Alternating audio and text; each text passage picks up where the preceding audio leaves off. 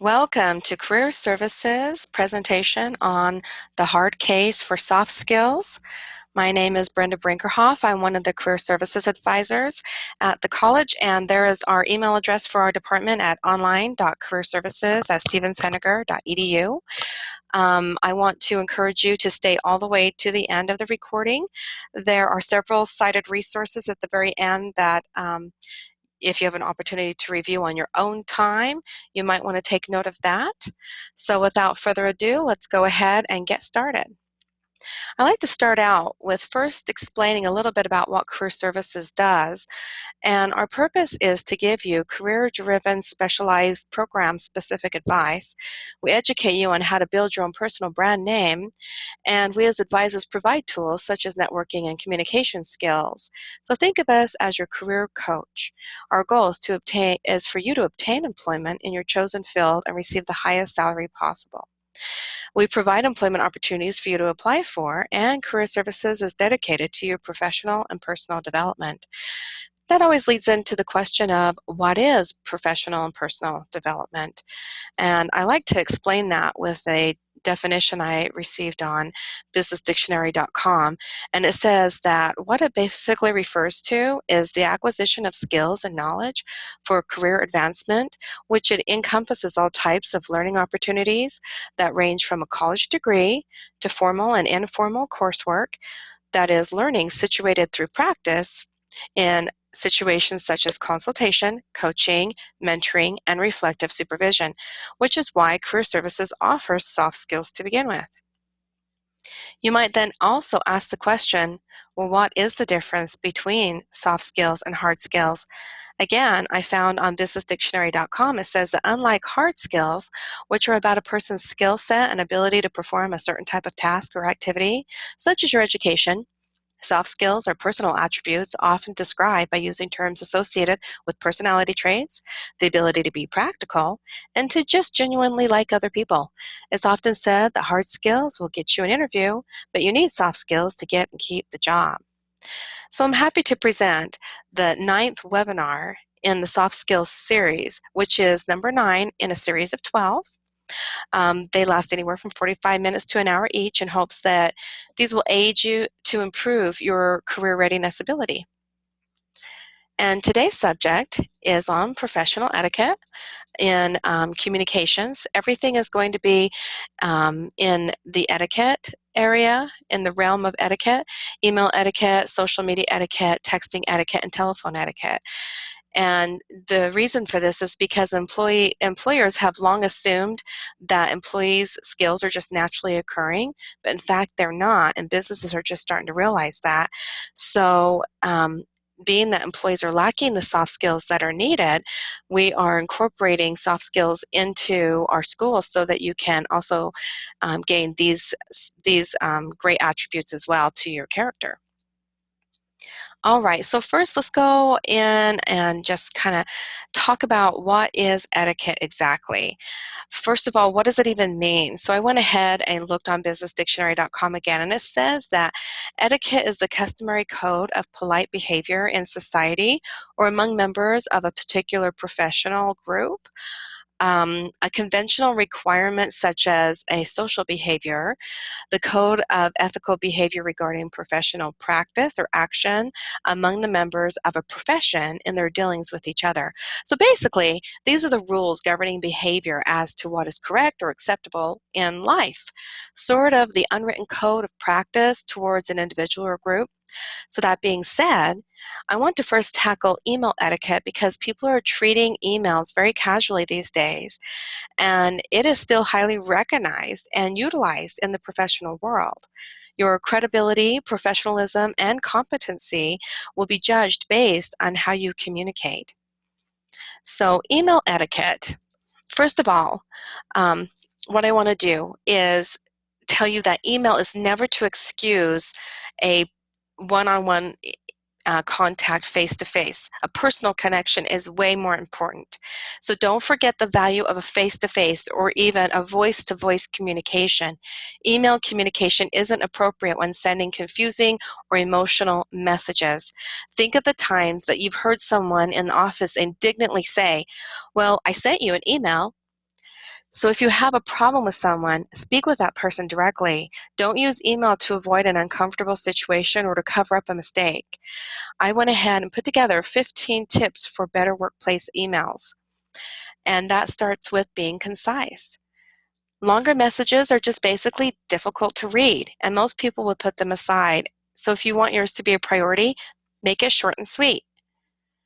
Second is to avoid sarcasm because it can come off as rude or abrupt because the recipient maybe can't gauge your body language.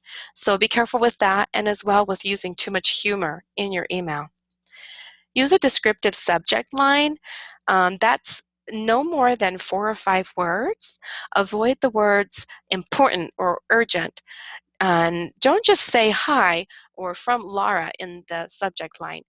Your team at work could agree on acronyms, perhaps, that you could use for quickly identifying actions. For example, your team could use the letters AR to mean action required, or MSR for the monthly status report, just to give you an idea. And don't send an email when you're emotional or angry. It's a general rule of thumb to just kind of sit on it for 24 hours because you'll end up saying things that you'll regret later. All right, so emoticon use. I say use them sparingly because I totally understand that in some attempts you're not able to convey what you're feeling because of the lack of the tone of voice in there. So some people will use emoticons, but use them very sparingly so that you don't appear to be unprofessional. Also, don't assume that by using a smiley face will diffuse a difficult message. And then remember, email is not private. Don't put anything in an email that you wouldn't want the whole world to know about. Also, your email at work is considered company property and can be retrieved and examined.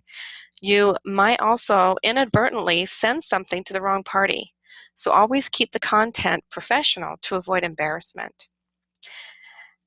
And then think twice before hitting reply all. And this happens to me all the time as well. I sometimes don't notice that. But look and make sure that you're only responding to those parties that it really needs to go to. Ask yourself the question, do all these other people really need to hear my reply? If not, reply only to the original writer. As also, when you use blind copy, don't BCC some people to keep them from being seen by others. It shows confidence when you directly copy anyone receiving your email. And also, your BCC can be used if you're sending to a large distribution list so that the recipients won't have to see the huge list of names that it's going to. And as well, you're protecting those people's emails that maybe they don't know each other. Be cautious with your use of the blind copy or the copy. Overusing it can just simply clutter people's inboxes. So copy only people who are directly involved. And then to go on with the 15 tips, the next one would be don't send a thank you email in reply to a thank you email. What I find is that people are thanking someone for a thank you, and it just doesn't make any sense. Proofread, proofread, proofread. I cannot express this enough.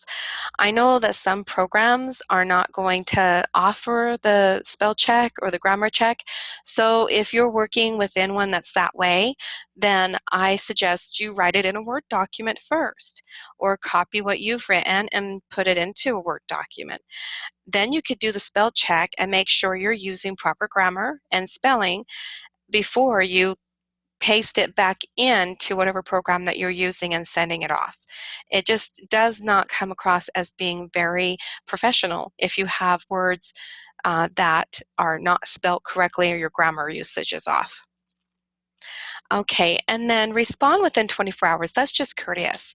If you require more time because you can't answer them right away, then let the sender know that you're reviewing the email and then let them know when you will be able to get back to that person. Never use all caps or lower cases, and this is another one that I cannot stress enough. If you use all capital letters, it looks as if you're shouting or if you're angry or upset or impatient with someone. And that may not be the message that you're wanting to get across at all. So if you're not wanting to be misunderstood, don't capitalize everything. Also, using lowercase letters only makes it look as if you are being lazy. Capitalize the I when you're referring to yourself. Capitalize the first letter in the word for the sentence because that is the proper grammar and usage for capitalizations. Use it, the capital letters for the titles and for different things that require capitalization. For emphasis, you can use an asterisk or a bold formatting to emphasize certain keywords that you're the important words that you're trying to um, get attention to more so. But do not, however, use a lot of colors or graphics that are embedded into your message because not everyone uses an email program that can display them. And avoid dear. Dear is really formal and it can sometimes be used, in a personal reference. You could start with saying hi or hello or good afternoon or good morning. That would be more appropriate. The proper closing would be thank you or regards, not so much sincerely. Sign your full name when emailing clients, and your first name is fine with colleagues. After multiple email exchanges, you could probably just do your initials, which would be just fine. The ideal font is Arial, and the ideal size is 12. And that is email etiquette, except for I have this fantastic video I wanted to show you. This video is about email etiquette and how it relates to being organized in the office. So I'll go ahead and mute my mic and turn this on for you.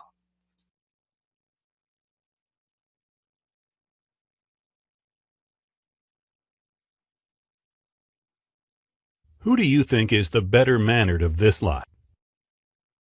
Who do you think is the better organized of these two? Who do you think is more sensitive of these two? And who do you think is more cautious of these two? We manifest our inner selves through our actions. Interestingly, some of our actions aren't as conspicuous as the ones we saw just now. They could be as simple as our email communications. More often than not, we are not aware that good email etiquette could make all the difference to us and to our organization. Being organized in your email communications means using a well-structured layout, spelling out the purpose in the subject field, avoiding multiple subjects in a single message, protecting the message thread, addressing all questions, and concluding the conversations well. We feel comfortable when things are arranged well, having adequate breathing space. We find it easy to handle things when they are well segregated. And we like it when the entire setup is clean. The same reasoning applies to your email communications as well. Have them well laid out with proper formatting. Compose them in smaller paragraphs so there is no content overload on your recipient. And keep them clean by keeping off all distracting elements, such as those differently colored or unevenly sized font. There is a purpose attached to everything we do. The sooner we make it clear, the better it is for us and others. The subject field, when filled with appropriate details, quickly conveys the purpose of your communication to the recipients, even before they open your mails. It also helps them prioritize your mails over others. For instance, a mail with the subject field saying, "Hi," does not convey the purpose as clearly as one that says, "Monthly status report." Imagine someone being flooded with too many things at the same time. The same thing could happen to the recipients of your mail if you discuss varied subjects in a single mail. Take up just one topic at any point in time. Sending as many mails as needed is perfectly fine because, for one, they make for crisp and concise points, and for another, they can be tracked by their subject lines at a later date. If we observe carefully, we will find most of our actions have a sequence going with them. This means we should be able to trace a particular sequence if required. A similar thing happens in our email correspondences too. Often, a series of discussions happens before a conclusion is arrived at. It is therefore important that you do not leave out the threads of your conversations. This helps the recipients of your mail in tracing earlier conversations pertaining to any given subject. It's a great feeling when someone answers all our questions, or when someone inquires after us. These traits could add up to a great relationship, not just in real life, but in email communications too. While responding to a mail, ensure you address all the queries. This not only pleases the recipients of your mail, but also saves their time in coming back to you on those unanswered questions. A summary is a gist of a long, complex process. It collates all the exhaustive details and puts them in a nutshell. Apply the same reasoning to your email communications too. Summarizing long conversations helps the recipients of your mails in recollecting the key points of your discussions. In addition, attaching your email signature and contact details at the end of your mail can help them revert to you for any clarifications they may require on the points you summarized. And finally, having your mail spell checked underscores your being organized in your email communication.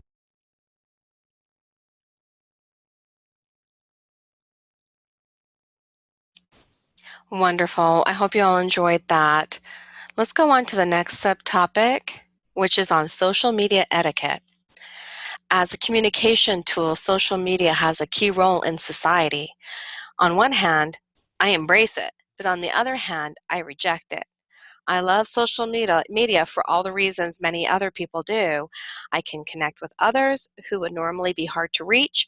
I can communicate quickly and creatively. I can find out what others are doing, and I can learn. But there's still a lack of etiquette many people possess when using social media.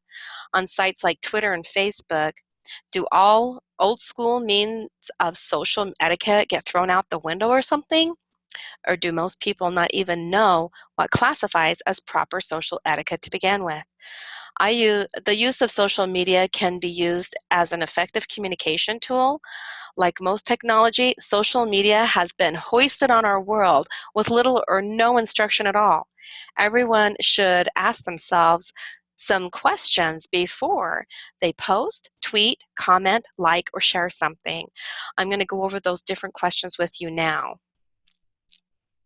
So there are 12 questions total I want you to think about. The first one would be, should I target a specific audience with this message? Will anyone really care about the content besides myself? Will I offend anyone with this content? If so, who? And does it really matter? Is this appropriate for a social portal, or would it be best communicated in another way? How many times have I already posted something today?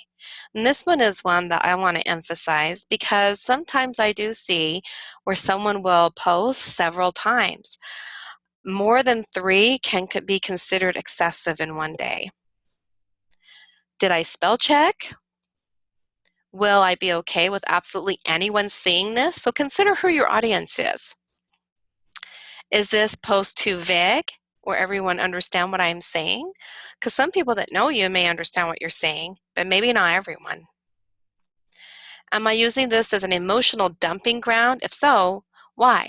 Is a different outlet better for these purposes? And this one I like to talk about a little bit too, because I see this a lot where people are posting, mostly it's happening on Facebook, and they're airing all of their dirty laundry. Well, be certain that whatever you post is going to end up being seen by your employer and by your colleagues and by people that maybe you don't want your laundry to be aired in front of necessarily. And so, especially when you're looking for a job, I suggest that you either disable your Facebook account altogether if you can't keep it cleaned up. But this is not a place for you to be emotionally dumping. If you have to get in touch with people because you are going through a situation, there are groups for that. And there's even groups on Facebook for those kind of things. So look at a different forum or a different way, or maybe even looking into a face-to-face with a good friend on those kind of circumstances rather than dumping it out there online. Am I using too many abbreviations in this post and starting to sound like a teenager? Ha ha ha. Yeah, really. Um, TMI, too much information, or BRB, be right back, or, these kind of things, leave them for the teenagers. We're grown adults. Is this reactive communication or is it well thought through? That's a good question. And 12, is this really something I want to share or is it just me venting? And venting is fine. Again, maybe this is not the right place for you to be able to be doing that. So look through these 12 questions before you ever click the button to post, comment, share, whatever, tweet. Trust me, you'll be happy you double checked before sharing everything you're feeling and thinking to the world. So let's move into texting etiquette, which is also a huge one. Um, Good texting etiquette is a must in today's technologically driven workplace, and as part of good business etiquette and office courtesy. Most people don't intend to be rude on their smartphones, they just aren't intentional about using these indispensable devices in a respectful, inoffensive way. So, unfortunately, many companies still do not have policies on the use of smartphones in the workplace, which leaves it up to employees to feel their way across uncertain terrain. But smartphones and manners are compatible, and I have 7 easily doable tips to help raise the bar on workplace smartphone etiquette. So, 7 business etiquette tips for cell phone users in the workplace concerning texting. Give 100% focus to the person that's in front of you. So don't interrupt a face-to-face conversation with someone in the hallway or in the employee lunchroom or taking a call or texting. The question to ask yourself is this: what impression am I making when my attention is diverted to my phone? And number 2, at a business lunch, mobile devices shouldn't be part of the place setting. Keep it stashed in a jacket or handbag or briefcase. Also in a meeting, avoid reading under the table. Most people know to turn their phones to silent in a meeting. However, it's not the occasional phone ringing that's so annoying. It's the people who scroll through their emails, check their Facebook pages, text, tweet, or check sports scores in their lap. People notice this more than you think. It's not only distracting and discourteous to the speaker, but also to those that are around you. Also, paying attention to your message instead of the meeting sends a signal that the people in the room are not important to you. And that's a dangerous message if those people are clients or have power over your job or career path. You want to appear engaged and a team player. And if you are expecting an urgent call, mention it before the meeting begins, and then excuse yourself and step away when you take the call. In longer meetings, wait until a break to check your emails and your phone messages. Have a professional ringtone. Whether it's in your personal cell phone or one issued by your company, a professional ringtone is important to convey a professional image of you. In a cubicle, turn your mobile device to silent. It's annoying and distracting if your phone rings and you're there, and it's more irritating to coworkers if it rings when you're away from your desk. Let voicemail take those calls if you happen to be stepping away.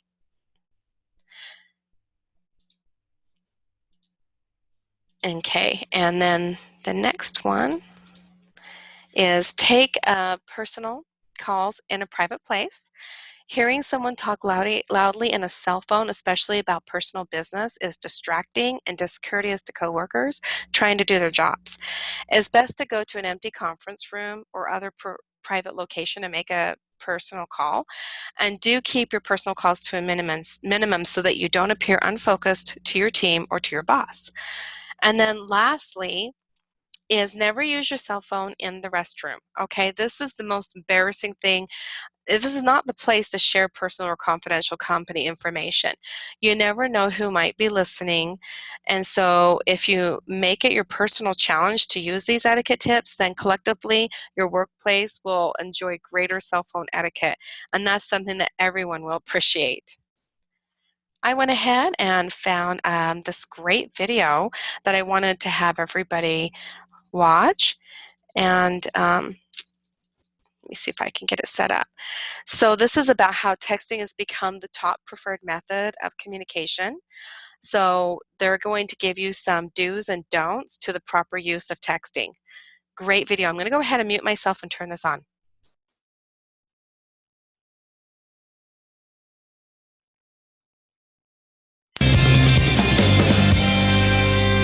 Back now with Diane Gottsman to talk about a very important topic, more so than ever in our workplace and social life, texting do's and don'ts, texting etiquette. And we were just talking, you said texting isn't that new now, but in terms of infrastructure and how it plays into our work life and personal life, the do's and don'ts are kind of new. That's right. So we've been texting forever, except the rules change because we keep using it in different ways. Yeah. Okay, so let's talk about this, because the way I use text is like, hey, what's up, girl? You want to go grab more casual. You want to grab some lunch? Yeah. I'm out at 12:30. You know, or you know, and then you put a cute little happy face or something, and you know, 3 exclamation points. Yeah. So okay, first and foremost, texting is efficient. It's a great way to communicate. Really is so it's efficient. not a don't, because we all probably couldn't live without it. Right. I couldn't. Yeah. But it's the way that we communicate. Okay. So I'm going to communicate with you, my girlfriend, or you, my guy friend, different than I'm going to communicate with my client or my boss. Sure. Do we communicate via text with our client or our boss? If they want to. So I am not going to initiate the text. You know, as the executive, you're not going to initiate the text to your client. You're going to say, you know, how do you prefer that I communicate with you? And if they text you first, because they have your phone number, then you can text them back. Of course you text them back. You follow their lead, but just don't assume. And if you do text, make sure at the end you put your name. You know, because we get these numbers that's and we right. don't know who they are. Has that happened to you before? Absolutely, and then it has. You feel horrible. You got to kind of saying, backtrack. Who is this? You have to say who is it, and Oh, then you terrible. don't say who is it, and then you know that's a whole other set of circumstances. I've done that sometimes. Just Yes. I think I know who this is. Let me be vague enough that hopefully I can get a clue in the next. You don't want to And have you any of know that what going. you don't want to do? You just leave your client off or you send him or her off. You know, Yes. you met for lunch and you know they're on their way back. Or you have a friend that you just said bye to. And then you think of something. You don't want to text them when they're driving. Yeah, that's because smart. you don't want to set up that temptation that, you know, when I know we are not supposed to text and drive, but when you hear that ding, it's human nature to want to do this. Such a good point. So try to do that as little as possible. You know, we don't know who is driving and who is not, obviously. Right. But if I know you just got in your car, I'm not going to send you a text right now. I like the next one because I am not very timely with my text responses because sometimes my phone is buried, quite frankly, at the bottom of my purse or on the other side of the house. And my girlfriends will sometimes text me and I don't text them immediately. What do you have to say about that? That's okay, because you have a life. And certainly in business, you can't text right away. If I'm in front of one client, I can't be texting my other client. But even at home with our friends, you know, I think a polite texter doesn't say, you know, and I admit I do this too. If I don't get a text back in a timely manner, hello, where are you? Yes. Hello. Because sometimes you do get one back in 15 seconds, and you love that. But but someone can be I'm driving, so and you don't guilty ever of that. know. Yeah. No, that's Exactly. absolutely. What if you? Oh, I'm sorry, Dave. We were going to talk as we go too. Sometimes the text isn't the response. Sometimes it is a phone call. What are some of those times when it is absolutely. good to use the phone? Well, you are not going to break up with a boyfriend or a girlfriend over a text. That's we horrible. know that, Right. okay? But it happens. So I just have to say it again. Right. You are not going to, definitely not, okay, let me tell you one that you are going to do. This is a do that we didn't talk about. Text your kids when you want to know where they are. Yeah. Now, not when they're driving and kids need to know not to answer or not to text. I'm not saying that. But, you know, my teen will text me back faster than he will call me back. Yep. He does not call. It's a great tool in that If I regard. want him right away, bang, you know, I text him. So anyway, what you don't do, I just had to get that in because that's so important. It is. What you use a telephone call for is when you want to say, I'm sorry. You are not going to apologize over a text. If you want to cheer somebody up, you can send a little quick text saying thinking about you, but if they're in the hospital, make a call. Yeah. In this day and age of texting, the call is the next step up. It really means a lot more. It does. When you do get an apology or do check on someone, it's an extra step saying you care. It's that extra effort. You are not going to call, you're not going to text your boss and say, I'm running late on a deadline. You're going to call your boss and say, this took a little more time than Maybe I thought. explain why. Yes, yes. Sometimes I feel, though, I'm a caller because I feel like I can talk a lot quicker than I can text. Well, sometimes to get it out. But sometimes I feel like I'm imposing on someone's privacy, because they can answer my text whenever they want. But when I'm calling, they got to talk to me now. That's why we like text, because we can decide when we want to talk. But they can also look at the number and say, well, I have time to talk or not. They can screen me. What happens if, so back to the client, and we got to wrap up, but back to that client or executive, relationship there. What if we don't want to give our cell phone number to somebody? Because a lot of times, give me your cell phone number so I can Yeah. Well, you can't really say no, but you can say, it's best to reach me through the office, or here's my office number. I'm always there. Learning the rules as we go. Diane Gottsman with Protocol School of Texas. It's great to see you. Nice seeing you. We'll be right back. All right, that was an awesome video. I really enjoyed that. It really just laid out texting from A to Z, which brings us right into our last topic, which is telephone etiquette. And so I want you to imagine this, and I'm sure this has already happened to you before, but someone in the office is yelling on their phone and they're disrupting everybody else around them. This is awkward and rude. It's a situation that actually is pretty common in today's workplace. So make sure you're not one of those culprits. Presenting a professional image both in person and on the telephone is very important in the office today in the professional office skills. Taking care of your customers over the phone and making them feel well informed and appreciated is essential. Whether you are the front office receptionist or an executive secretary, the following phone tips should always be followed. So you are literally the voice of the company. What you want to do first is make sure that, of course, you're following these 9 tips, and that is to speak clearly. Picture paints 1,000 words, but the caller on the other end of the phone can only hear you. They can't see your face or your body language. Therefore, take the time to speak clearly, slowly, and in a cheerful, professional voice, which is very important. Secondly, use your tone well. Use your normal tone of voice when answering a call. If you have a tendency to speak loud or shout, avoid doing so while you're on the telephone. Remember that the speaker is just right there by your mouth, and always smile when you're talking, because then that comes through in your tone of voice. No food. Don't eat or drink while you're on the telephone. How rude. Only eat or drink during your office breaks or lunch breaks. There is nothing worse than talking to somebody on the phone and all you can hear is them chomping their jaws and drinking. I mean, that is sending off the signal that you're way too busy to be talking to them, and that's no good. Number 4, don't use the slang words that you have maybe in your office, the terminology that maybe you and your coworkers understand, because who you're talking with on the phone maybe doesn't understand or relate to that kind of language. Also, don't use any slang words or poor language. Respond clearly with yes or no, not yeah or nah when speaking. I mean, all of that is just so unprofessional, and all that does is create misunderstandings. And of course, never ever use swear words.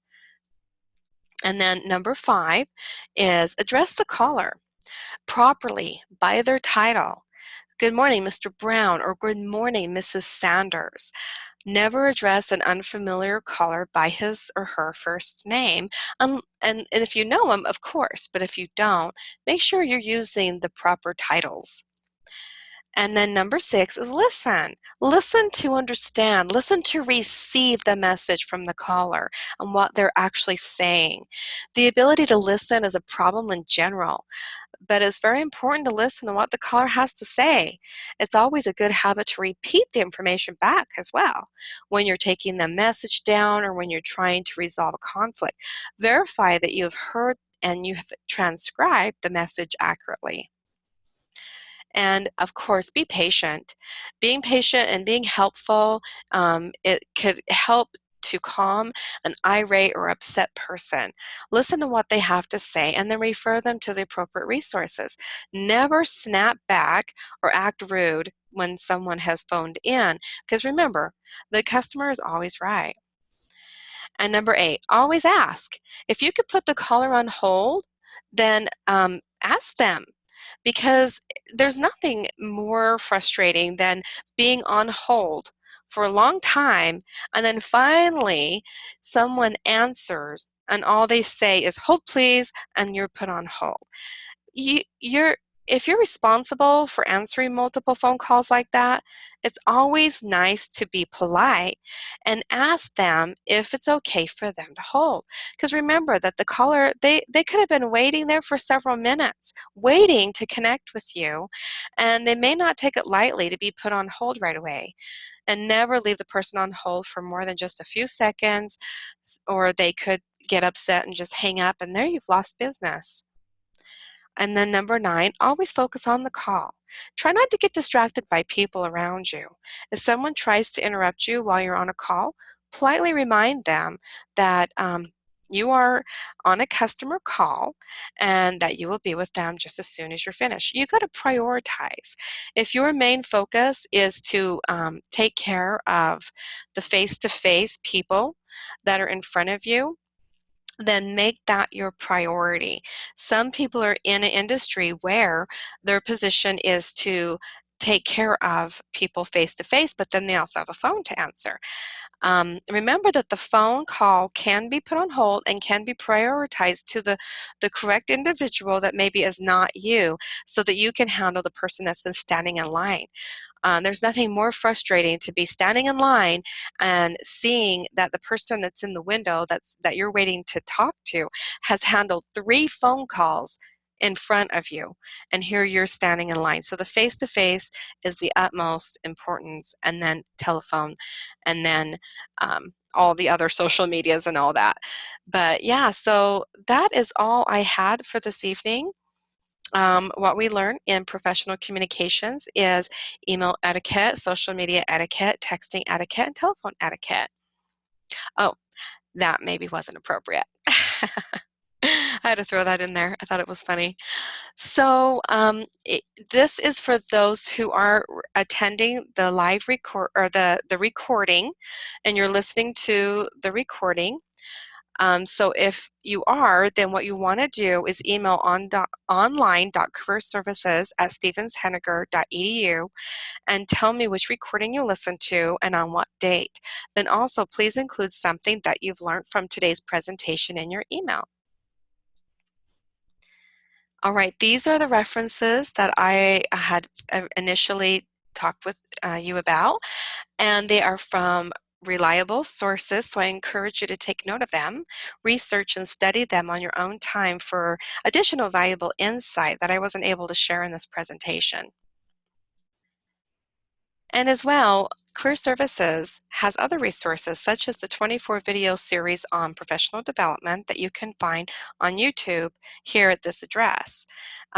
This is not a certificate program. They're just like 5 to 10 minutes on each one, and it's just for you to review and gain more insight. Most of them are honestly about networking. And then save the date for future soft skill presentations. These are the ones that are coming up. The next one will be October 7th. This is where you'll find them, and it's on the Shark page under videos and webinars. If you scroll about halfway down the page, you'll see the 8 different recordings from January to August, and then September's that we're presenting right now is going to be up in the next week or so. But if you want to watch the 2012 or 2013 series, you could just click on the archive webinars below, and they're available for you to watch as well, and they are all eligible for certificates as well. Here is the website for that, and happy watching. So thank you for attending each and every soft skills webinar. Please join us October 7th when I'll be presenting on leadership and teamwork. Thank you and have a great day.